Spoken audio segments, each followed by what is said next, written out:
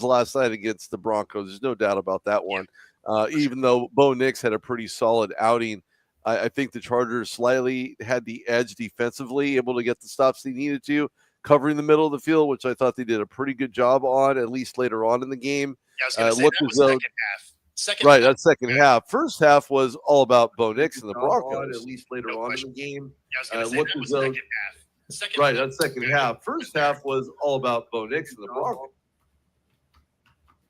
That was weird. That was me. Ultra feedback. I had another tab open to our show. I got you. Okay, my mistake. What is I'll happening? go stand in the corner. There's the corner. I'll put a dunce hat on you, John. I'm wearing one already. Oh, I couldn't tell. No, actually, I'm not. This is a really good golf course called Ledge Rock. It's in central Pennsylvania. It actually has the highest course rating and slope in all of New England and the Mid-Atlantic, and it's very hilly. It's mountainous and very long. It's like 7,700 yards. U.S. Open qualifier last year. The winner shot 77, and all the whining babies complained about how tough the course was. Oh. Well, then they should never go to Pismo or Pebble Beach. See how nice that place is to play. 77. I've played them, and this place actually is pretty close to the challenge. Like the Players Championship down at Sawgrass, I've played probably 20 times, and it never gets old. It just never gets old. And I'm glad that I have family that lives in Ponte Vedra that are members at the Ponte Vedra Country Club, because that's the kind of the sister course to the stadium course. So, I don't have to pay that $600 per round green fee, which is actually what they charge during the prime part of the season. But anyway, that 77 for me is the front nine. It's all about having fun, Bo. There's a lot of people, a lot of people in this world can't play football at a pro level like you did, and we're all envious. Yeah, well, I mean, I would probably be better at golf if I played more than once every 5 years. I would be willing to bet that, because I have to believe you have great eye-hand coordination, and you would get pretty good at it pretty quick. Yeah, my biggest thing is my swing is I swing similar to a baseball bat. And so I have a real bad tendency to open the club face. So I actually rotate the club in my hand so that, knowing I'm not going to fix my swing, that way when I open it up, I hit pretty square. Still ends up with a little bit of a fade, but at least it's not, multiple fairways over anymore. My best bet is to be in the kitchen slicing, because every time I hit the golf ball, I slice. Yep. It's all about the front shoulder. Just make me. You think about it, in baseball, your left shoulder flies open, and you're driving the knob of the bat to the ball.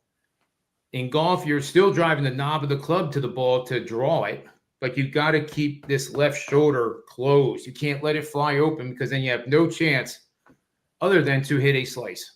Well, and, when you're swinging a bat, you also tend to snap the wrist, which is not super helpful with your golf swing.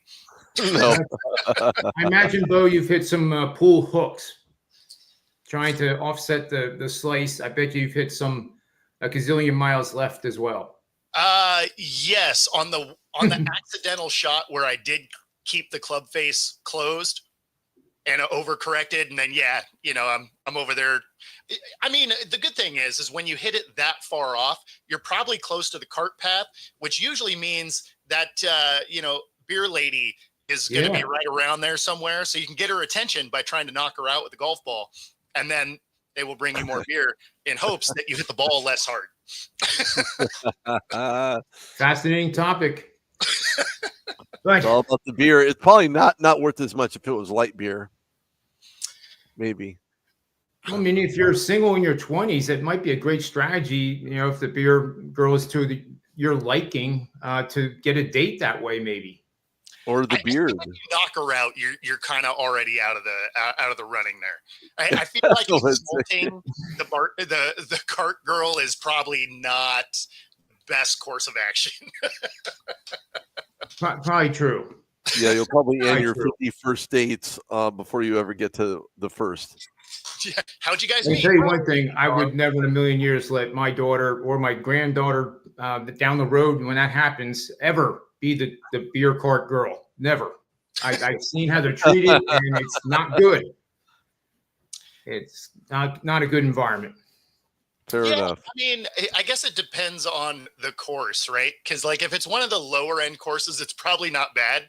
It's the stuffy courses that it seems like they get they get some douchebags. Yeah. Yep. And I just stay in the cart and cringe. Yep. With your hat down over your face, like, Yep. oh my gosh, here we go. Mm-hmm. So anyway, let's get to the NFL here. We had a losing week last week, so we're only hitting now 65.4% for the season.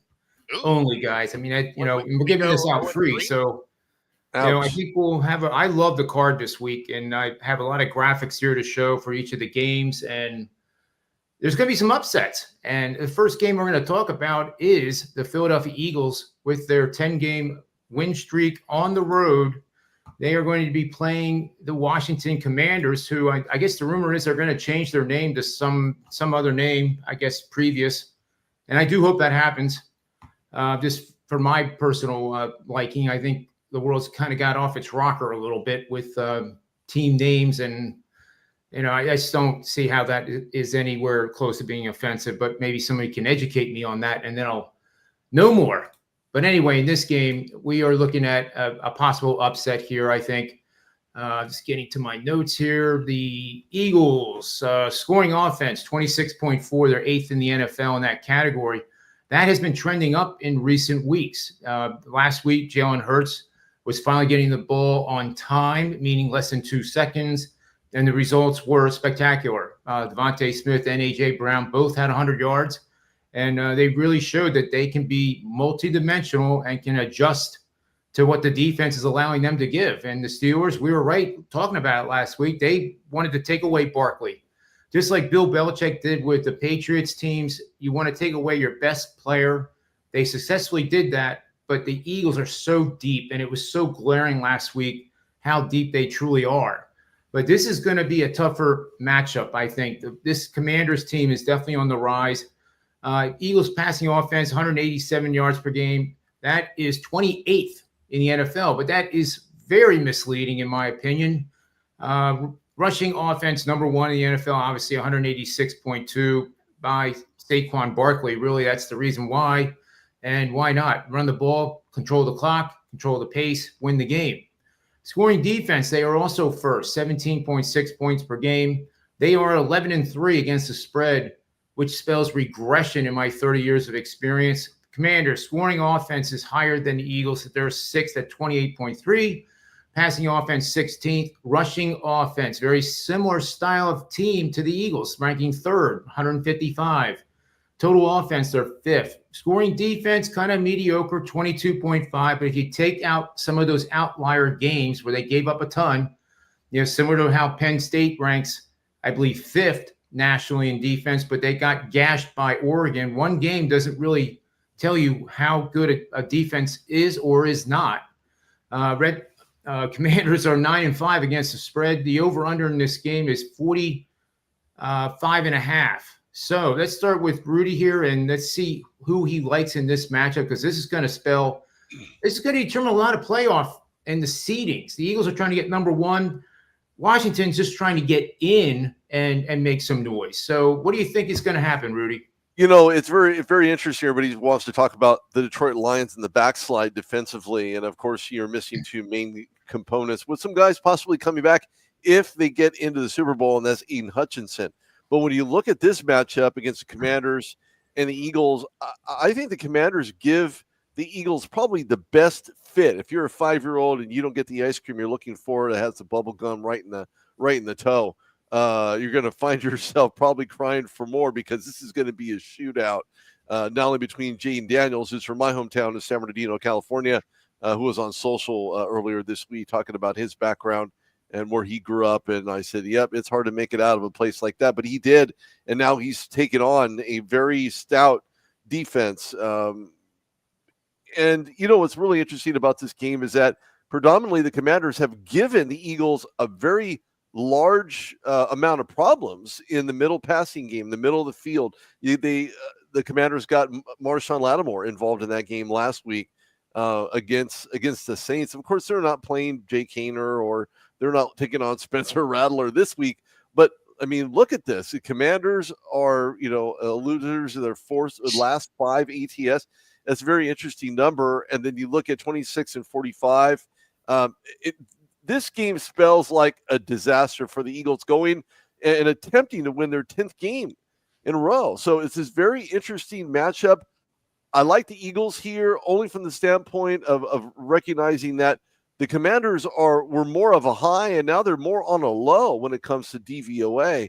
And I think that this is going to be a good problem to have if you're the Eagles, especially at home. So I think Philadelphia cruises here. As far as the under, I like it. Right now I'm at 3.5 for the Eagles. I'm probably going to stay that way, and I'm probably going to go Eagles this time around, only because A, they're not playing my team, and secondly, because they're playing a team they are very familiar with, for one, that have given them problems in the past defensively by being able to attack Jalen Hurts, who has probably one of the best offensive lines in all of football. So this is going to be a very tough matchup for the Commanders. I don't see them coming out of this one. Now, I'm going to show you something, Rudy, because this is the weeks we talked about it last week. Those upsets that I was calling only did go 1 and 2, with the Bills being the upset, and that really wasn't an upset. They were coming off that loss, and they were playing Detroit, and they got it done. But this week, this is what I have here. So this supports the Commanders. Bet on any team facing a foe that has won 83% or more of their games. The game occurs from week 12 on out to the end of the season, and that road favorite there is priced between 1.5 and 7.5 points.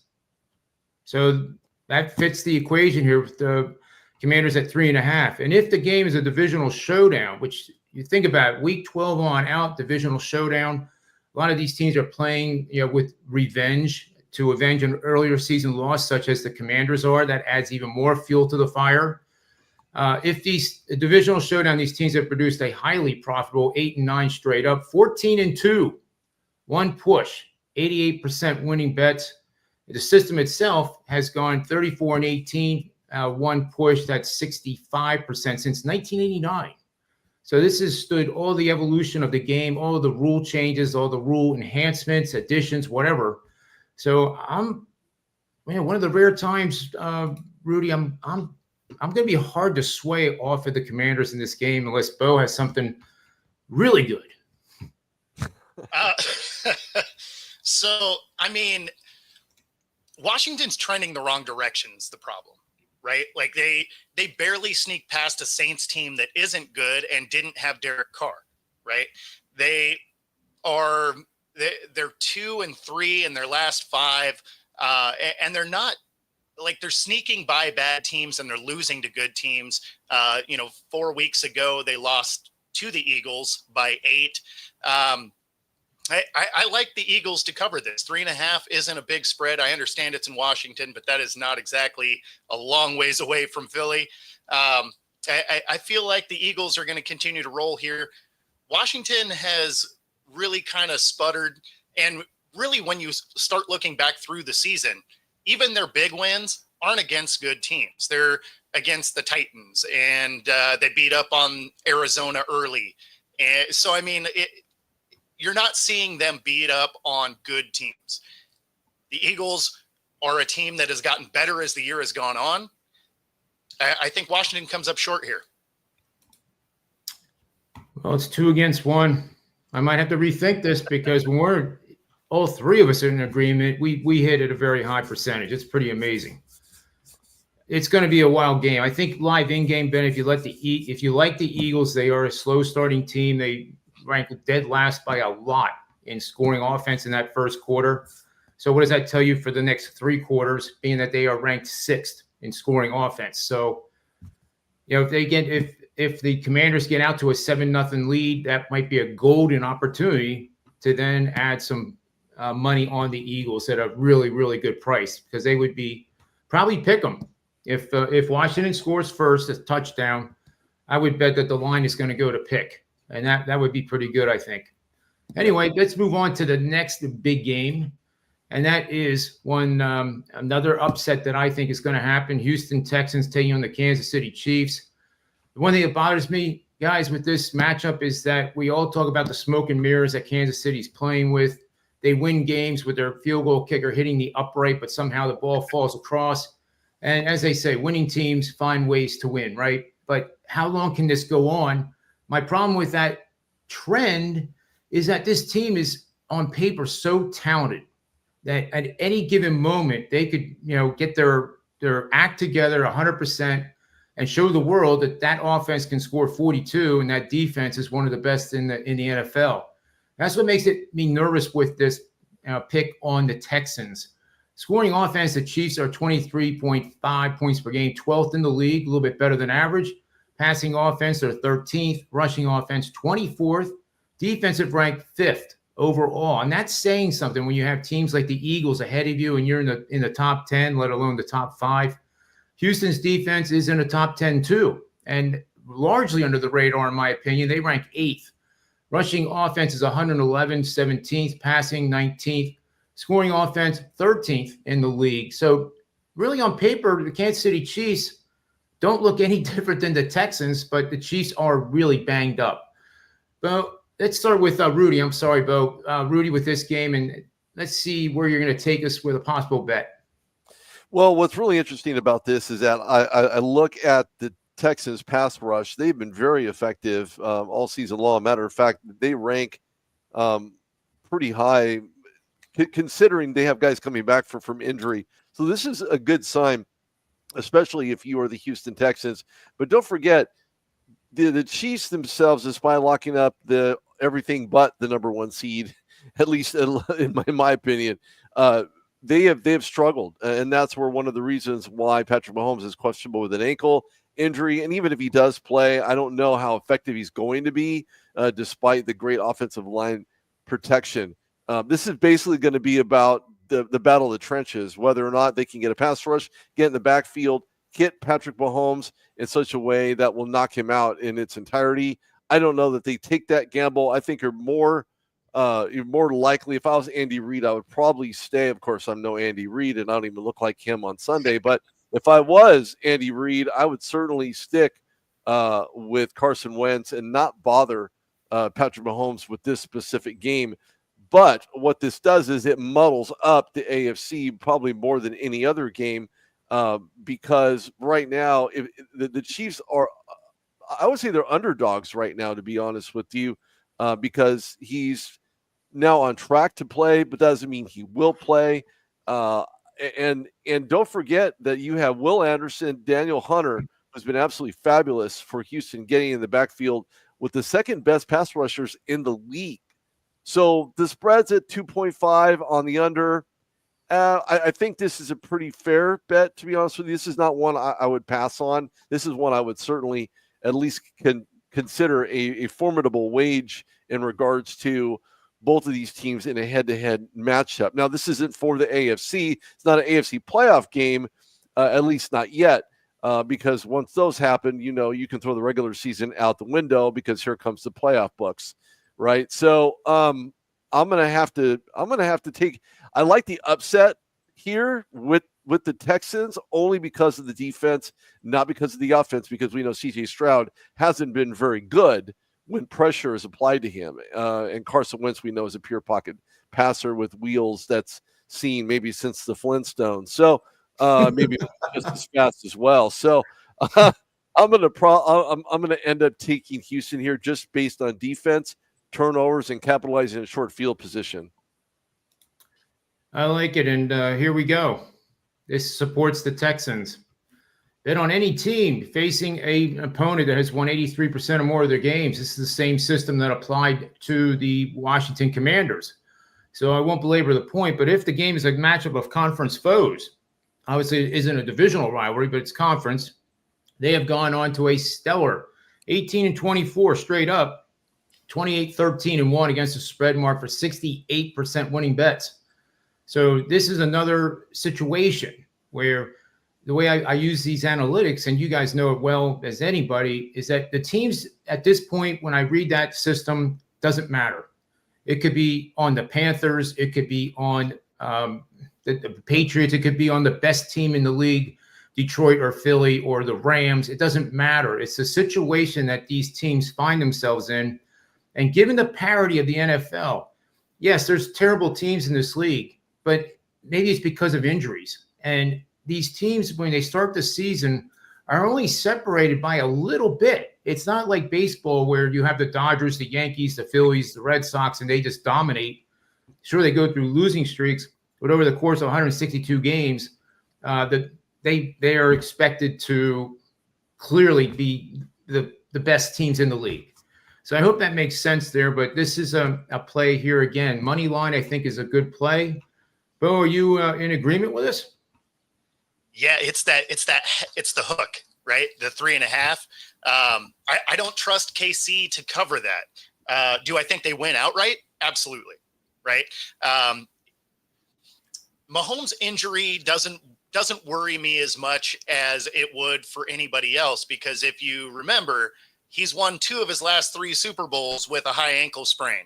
So, I mean, he seems to produce just fine. He seems to injure one of those ankles every single year. So do I think it'll slow him down? Sure. Do I think it makes him lose games? I mean, obviously not, because he's got a couple of rings doing it. So it's tough to pick against KC. I don't like him to cover, but if you were doing just straight up pick him, I would pick KC here. Good stuff. Now we got another game with a team that's winning 80% or 83% or more of their games. That's the Detroit Lions coming off that loss. Take it on the Bears, who really disappointed me in a bet that I made. I believe that was this past Monday night nightmare. They did score 13 points, I think, right? I mean, that's not too bad for the Bears, but they're a team that has been very competitive, though. Other than this past Monday night. And the line here is just funny to me. It's 6.5. Why is it not 10 or 11? Why are not people talking about the Bears packing it in and they're done for the season? They have no motivation to do anything, which granted they don't. But again, in this situation, and I'll get to my notes here, scoring offense, Detroit Lions are 12-2 straight up. They're first in the NFL, 32.8. Passing offense, second. Rushing offense, 6th. Total offense, 2nd. First downs, 1st. Penalties, 27th. So very few penalties. They don't make mistakes. Sacks allowed. They are giving up some sacks, about average, 28 for the season, ranking 18th. Turnover differential is +7 to their favor, meaning that they've committed 7 fewer turnovers than their opponents. Scoring defense is 7th, and that's really good because you consider how fast that offense can play and the amount of time the defense has to spend on the field. That is probably, their defense is probably better than that. Let's see what else here. We got Bears scoring offense, 25th, passing offense, 2nd to last, rushing offense, 21st, total offense, dead last, first downs, 21st, penalties. Why am I even thinking about betting the Bears? I mean, just reading these numbers is enough to make you sick. But anyway, the numbers do kind of align to take the Bears. Maybe they get covered by the hook or a backdoor touchdown at the end. Jared Goff versus Caleb Williams.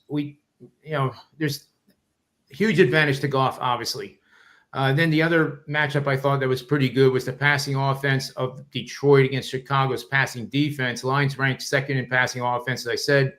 Bears are 19th in passing defense. So can the Bears secondary control Detroit's high-octane offense? Can they, Rudy? The Bears? Wait, are we talking about the same Bears team? We're not talking about the 85 Bears. We're talking about the 2024 Bears. 2024 Bears, obviously nowhere near the 85 Bears stats. But, I mean, look at this. Okay, so I'm going to take Detroit's side for half a minute in the sense that these guys are hemorrhaging right now. When I say hemorrhaging, this team is hemorrhaging players between injuries, losses, and then they lost. This doesn't look good for Detroit. As efficient as they were with those respective players, they're just not as efficient. However, on the other side of the coin, when you're talking about those numbers, to me, anything below, I don't know, I would say 20 to 21 in the NFL, you may as well be last. There's no recourse for that. Unfortunately, the way the Bears have been playing, they may score on an opening drive. Not likely. The Vikings just penetrated and destroyed Caleb Williams with dialed up defenses, with giving them looks and fits like a 5-year-old that doesn't get the bottle, when it needs to. Matter of fact, if you're 5, you probably don't need a bottle anyway. Defense just continues to allow a lot of explosive plays by defenses, and I just don't know that the Bears have anything in them that would lead me to believe that they're able to even remotely cover somebody who's on the street corner with a blanket because they don't have one to give. I just don't see it. Yeah, I'm having trouble with this, even though analytically it's telling me to take the Bears. There are times where the fundamentals don't align. And I think this is one that, maybe instead of my grading goes 3 units up to 10. 10s are very rare. Those are kind of like games of the month and games of the year without the hype, because I hate hype. Nobody has a crystal ball is what I'm saying. Nobody knows, oh, my God, this is a winner. We have inside locker room information about the quarterback and his girlfriend. It's not good. And, it's just a bunch of loudmouths. That's what they are. So anyway, Bo, what do you think in this game? Do you think the Bears have any chance at all? And what to help me figure out why this line's only 6.5? I want it to be 10.5. So the reason that this line is what it is, and why I think the Bears can cover, they don't win, but they can cover. One, divisional games, you can throw records out. They're always a dogfight anyway. But the biggest thing is the Lions have 15 defensive players on IR, right? Like they had their original guys get hurt. Now they've had their replacements get hurt. They're dragging guys from up in the stands. They're like, oh, hey, you have a Lions defensive jersey number. Cool. Let's get you a helmet. So, they're going to struggle against good teams. Obviously the Bears aren't one of those, but the Bears do play decent defense, even though the numbers don't necessarily support it. A lot of that has to do with the fact that their offense can't stay on the field. Once you're looking at this Lions defense and as depleted as it is, there's a real good shot that, the Bears can cover. This game, I believe, is in Chicago also. So this is going to be a cold weather game, something that the Lions don't really play in anymore, right? They play in a dome. So there's some things that kind of lean the Bears' way. The Bears still collect a loss, but I could see them covering. Yeah, it's a huge letdown situation too for Detroit. I think it's a game. Maybe I just won't bet. We'll have to stay tuned for that, and I'll try to update the show here in the comments section with any changes to our picks for sure. Why don't we move on to the next game here, which is the where am I here? We have I'm sorry about that. Here we are. Minnesota Vikings on the road. Speaking of letdowns, and the Seattle Seahawks this Sunday. So here are the stats on these guys. Minnesota tied with Philly and Detroit for the best record in the NFC, 12-2. Overall offense is 12th, passing and rushing 15. Scoring is better than that. Defense is 13th overall. Turnover differential is at +8, which is quite good. Seattle 8-6 in that highly competitive NFC West division.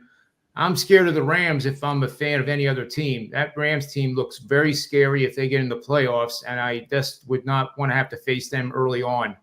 In the conference championship game, great, because I know that I would then be probably at home because they could be a wild card, but they also could win this division. Anyway, Seattle 8-5, defense is 19th, offense is 16th, so a very sneaky good team, especially at times during games. They play like they could be a Super Bowl contender, and other times they play, not so good. Consistency has been their Nice worst way to put problem. it. Vikings are 9-4 against the spread with one push. The over/under 13-4 over the last 17 games played in December. I don't know what that really means other than their defense is really, really, really in question here after that game last week against Buffalo. The key matchup, always Justin Jefferson versus anybody's secondary. He's been a standout again. He racked up over 12,000 yards and 8 touchdowns in his career now. He'll be a major threat against that Seahawks secondary. I'm not sure how they're going to cover him, probably in a bracket is my guess. I don't think any man-to-man coverage will be used too often against him. The Seahawks running game versus the Vikings defense against the run. Kenneth Walker III is listed as questionable. Let's see. The Seahawks will need to lean on that running game in order to shorten the game by controlling the clock against this high-powered Minnesota offense. Rudy, what do you think is the winner of this game? And is Minnesota now very prone to a letdown and Seattle getting a win here, which would help their playoff aspirations for sure?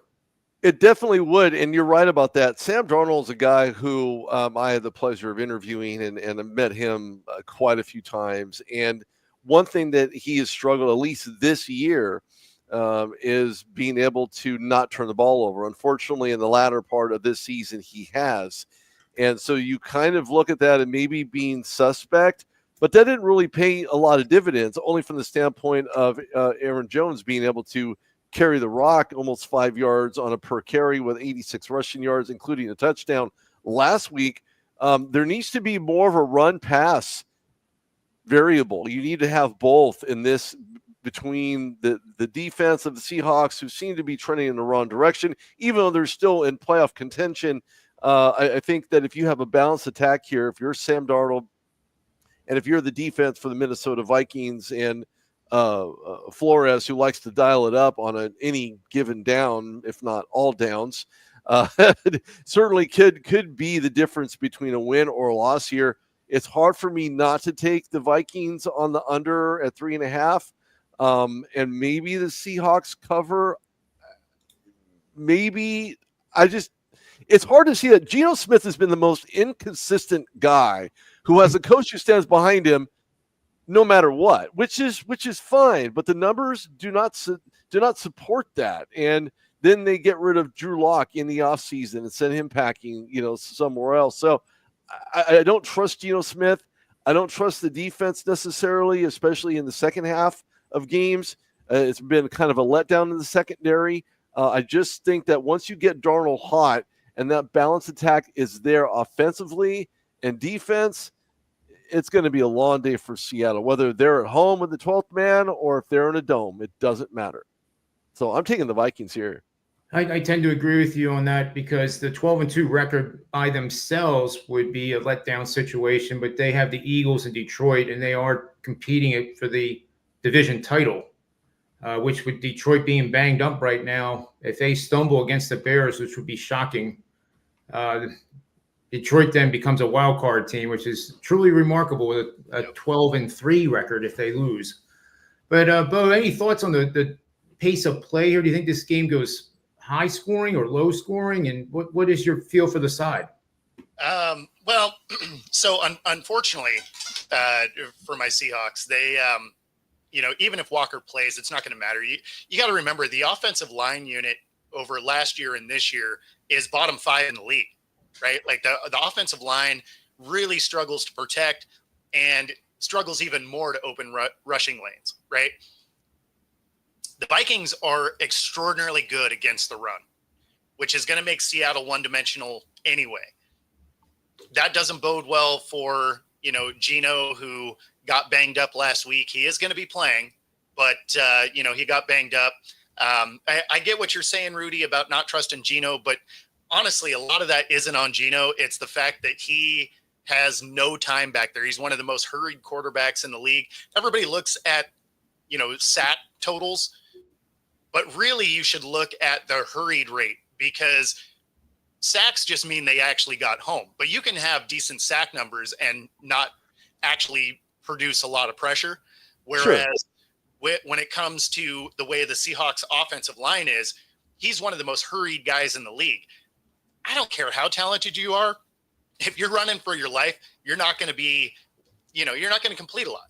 And somehow he's still top 5 in yards. I mean, he's putting up numbers that aren't indicative of what protection he has. That being said, the Vikings are going to beat up on this Seahawks team because although they are a middle of the road rushing team, Seattle's defense against the run really isn't very good. They also have a real problem with any of the seam routes, in-cutting routes, things across the middle. So, if the Vikings are smart and they've watched film at all, you're going to see Jefferson come in and do some plays out of the X formation because he's going to put a nickel corner on him, right? And so all of a sudden, yeah, exactly, or in the slot for sure. So he's going to get used in those spots that are obvious failures for this Seattle defense. The fact that it's a 3-point on the road, I think the Vikings easily cover that. And it's unfortunate. Again, Seahawks are my team, but I'm an analyst first. So looking at this game, man, it's going to be a bummer to close out the season with an L. Yeah, no, it's seriously a tough sledding. Look, I respect Geno Smith's game. I know he was drafted by the Jets, and of course the Jets are a dumpster fire organization, and I hope the people in New York can hear me say that because they are. And that applies to both New York teams. So let's put that in context. Geno Smith himself has not been the best in regards to if it's not a touchdown, it's a check down. If it's not a check down, it's a throw out. That's all there's to it. Sometimes he has the propensity, just like Jameis Winston 1.0. I think Geno Smith is a better version of Jameis Winston in the sense that he has a better understanding of what those reads look like. But his progression at times is extremely questionable because he's basing open receivers and slant receivers on more of if it's not a check down to get the first down, then I guess I'm just going to throw it away. But he forces things where he shouldn't be. And that right there is a mental mistake that he's made throughout his career. Jameis Winston has done the very same thing, trying to force a peg in a square hole. It doesn't work. So as far as I'm concerned, if I'm the Seattle Seahawks moving forward to 2025 in a pre-draft, I'm after a QB. Well, I'm after a QB, and I'm after a couple of linemen. That's where I sort of disagree, and it has less to do with Geno and more to do with the offensive line because that offensive line is giving him 2.3 to 2.5 seconds, which is among the bottom in the league to get the ball out. You can you can be one of the best quarterbacks in the league when you have a full second less than other teams in the league. You're going to make mistakes. Just because you don't have the time to even go through all of your progressions. It's why when Geno got hurt and Howell came in, he was sacked nonstop because he needs that 3.5 seconds to throw the ball.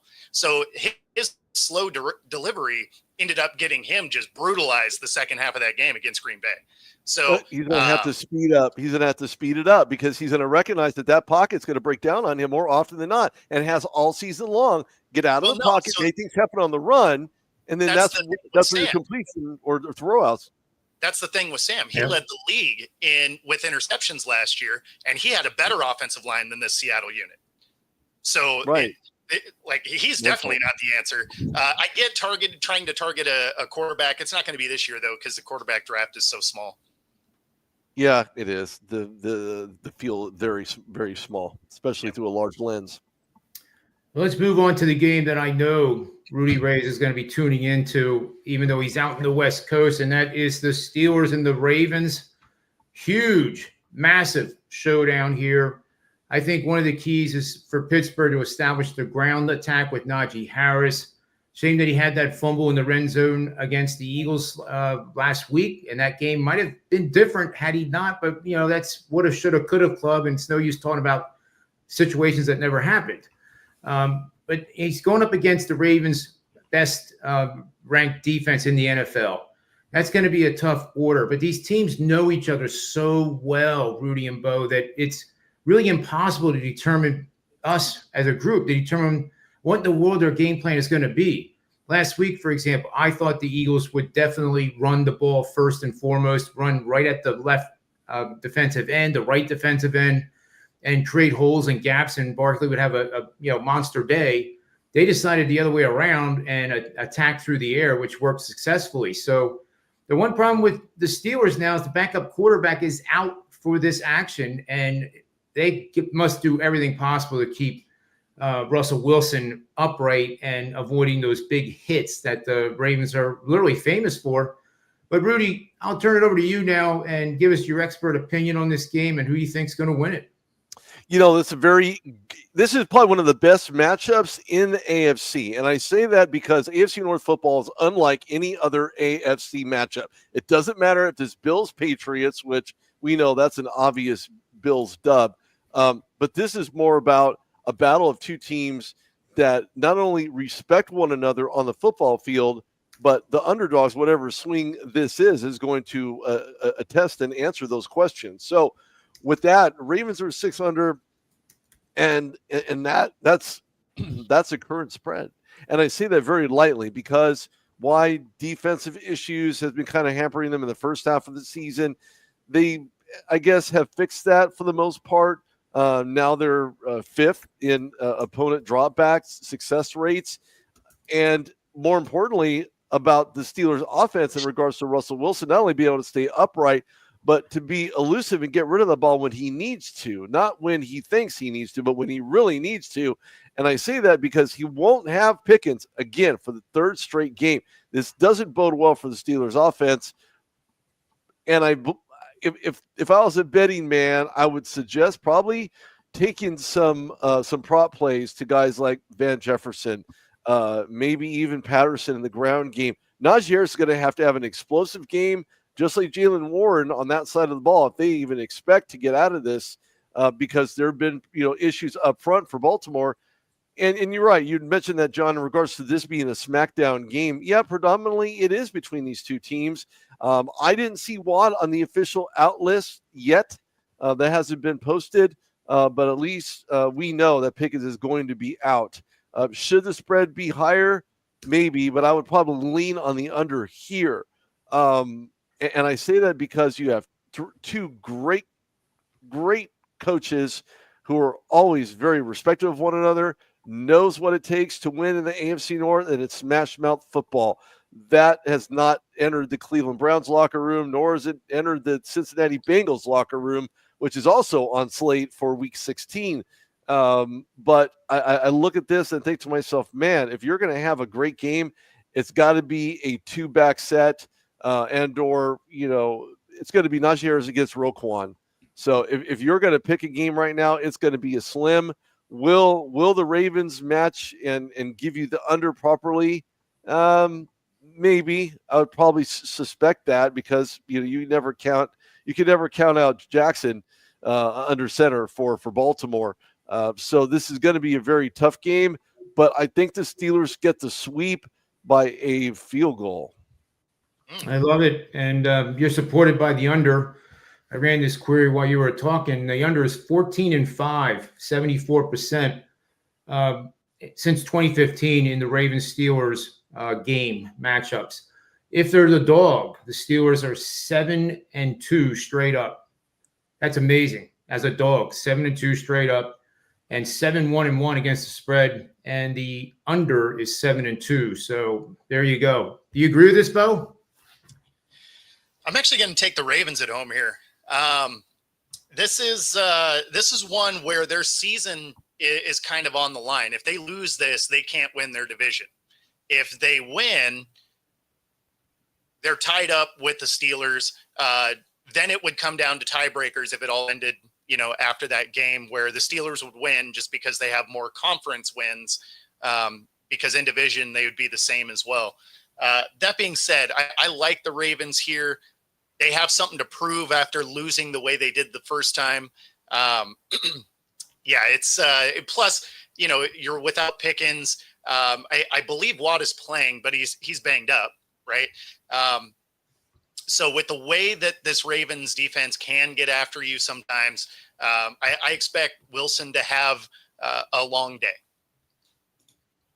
Yeah, he might not be too much upright. You got to believe that Harbaugh is going to bring the heat. And that's really questionable. I like the Steelers. There's a system that supports them at 65%.